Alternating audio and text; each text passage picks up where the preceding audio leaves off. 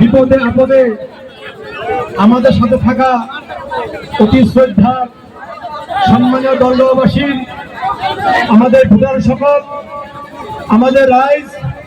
আমাদের বয়োজ্যেষ্ঠ ব্যক্তি সকল, আমাদের যুব সমাজ, আমাদের আলিমুল্লাহ সমাজ,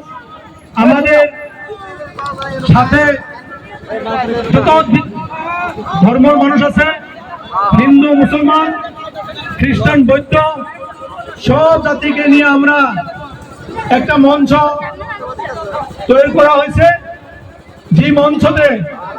সকল লোকে শান্তি সম্প্রীতি রাখবার জন্য